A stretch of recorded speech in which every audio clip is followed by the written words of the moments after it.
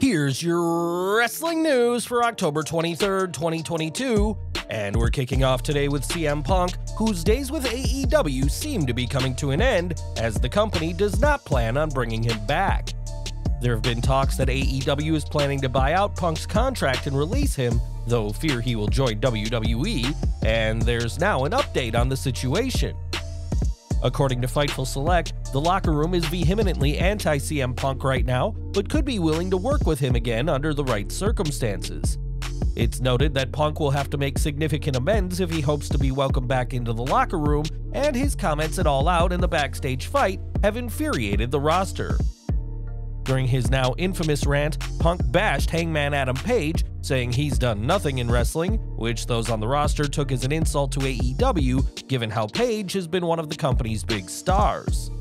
If CM Punk wants to return to AEW, then he'll need a serious attitude adjustment, though whether Punk will be willing to change is impossible to say. While CM Punk arrived in AEW to a ton of fanfare and support, he's leaving as a very polarizing figure who many fans have nothing good to say about. AEW's roster have wisely kept their own thoughts on Punk quiet, but Chris Jericho may have revealed what he thinks about his old WrestleMania 28 opponent. On Twitter, a fan said that Punk had one of the most triumphant comebacks to wrestling last year, and got to be the top star he never quite got to be in WWE, only to become so toxic 1 year later that he's not worth having around. This tweet got over 2,000 likes, but most interestingly, Jericho himself liked the post, seemingly agreeing with the points made. Jericho has been seen as a locker room leader since All Out, and alongside Bryan Danielson and Jon Moxley, has advised the AEW roster to keep any issues out of the public limelight. While Jericho may not be willing to speak openly about Punk, he is willing to like tweets chastising the former world champion, and will likely not have to worry about working with CM Punk for much longer. CM Punk's future with AEW remains uncertain, but one name we know is gone is his trainer Ace Steel. Steel was fired from AEW earlier this week after it was alleged that he bit Kenny Omega and threw a chair at Nick Jackson during the All Out fight. A lot has been said about Ace Steel over the past 2 months, but the former AEW producer has had some comments of his own. Taking to Twitter, Steel shared an image of Hulk Hogan and Randy Savage trading words with the caption, "False accusations running wild." It appears that Steel is claiming that some of the accusations about him either didn't happen, or at the very least have been greatly exaggerated. Right now, a third party is investigating the matter, and while Steel's time with AEW has come to an abrupt end, the former producer is hinting that he's more innocent than what fans believe. When Dominik Dijakovic was brought up to the main roster, he was called up as T-Bar, one of the masked members of Retribution. While the group is now a distant memory, T-Bar has kept his name and look, but that is seemingly all about to change. During NXT Halloween Havoc, a brief segment showed T-Bar's mask being burned in a fire, teasing that he will be going back to his original gimmick. Before becoming T-Bar, Dijakovic had a good run in NXT, challenging for both the NXT title and North American Championship, but won neither. His matches with Keith Lee are still considered some of the best bouts of both men's careers, and breaking away from his Retribution name and character is something fans are eager to see. Since Retribution split, T-Bar has been putting on matches for WWE Main Event, where he is often found having the match of the night, but it now looks like Triple H has use for Dominik Dijakovic back in NXT. NXT Halloween Havoc also saw NXT Women's Champion Mandy Rose face Alba Fire, but things kicked off inside a haunted house. The opening segment of their match saw Fire lure Toxic Attraction into the house, and the Scottish superstar was able to pick the members apart. The paranoid Jacy Jane was first taken out, while Gigi Dolan was attacked while she was conversing with Chucky, with Rose herself being ambushed and thrown into a car driven to the arena.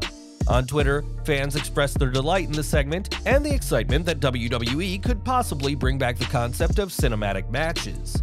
Matches like the Boneyard match, the Firefly Funhouse, and 2020's Money in the Bank all took place without fans and received rave reviews from fans due to WWE showing its creativity. One person even branded the Rose Fire segment a cinematic masterpiece, and while it would be the leader of Toxic Attraction who'd get the last laugh, retaining her title, it's the segment before the match started that had fans talking. In recent years, Cody Rhodes has earned the respect of countless fans, first for his work creating AEW, and now with his work ethic in WWE. The American Nightmare earned a ton of props by fighting through his torn pectoral muscle to compete at Hell in a Cell in June, but Rhodes wasn't always this way. Speaking on his Café de Renee podcast, ex-WWE superstar Rene Dupree addressed his first time meeting Rhodes back in 2007 and how entitled the future TNT champion was. "My days with Cody were different with other people because when I first met him, entitled.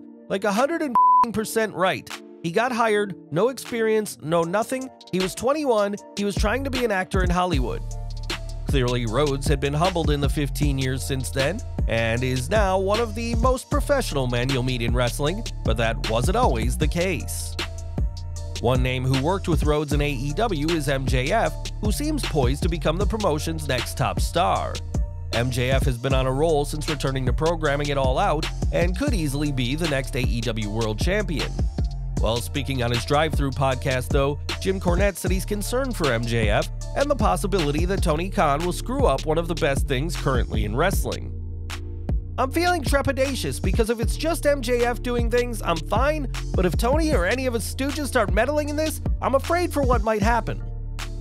MJF has been considered one of the best things in AEW and could be the promotion's next world champion, but if Tony Khan gets too involved, then that'll be bad news, at least as far as Cornette is concerned. MJF is one of the four pillars of AEW, as is Darby Allin, who has wowed fans for years with his risk-taking attitude.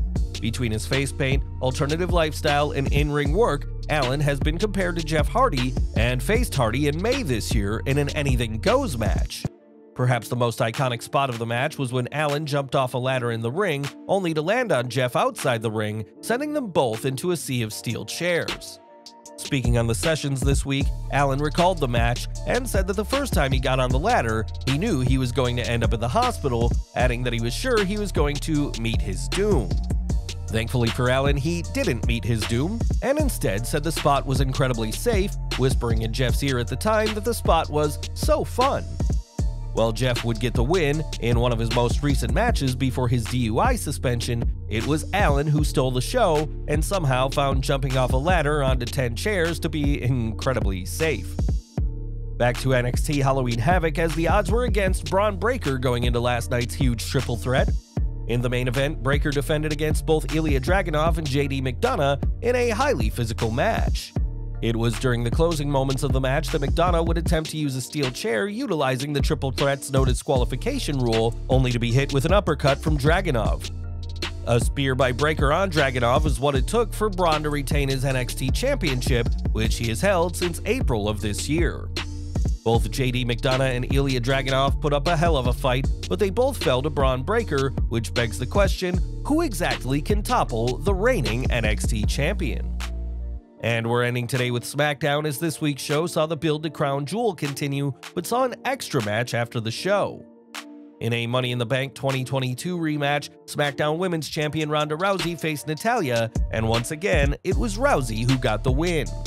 Unlike last time, there was no Liv Morgan around to cash in Money in the Bank, and the post-show also saw The New Day defeat the Maximum Male Models. In his first match in weeks, The Miz returned from a bursa sac injury to face Matt Riddle, as the fans in Toledo, Ohio got their money's worth this week. Well guys, that's our news for today. Please share your comments below. Also hit the like button, subscribe to our channel, and hit the bell icon to receive all notifications. And as always, thanks for watching.